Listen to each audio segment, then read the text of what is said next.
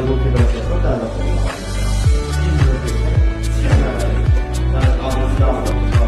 Kendine o aslında bir ay tamam değil mi?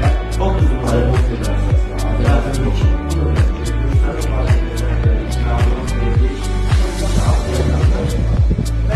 Dünyanın içərisində Latviya, Estoniya,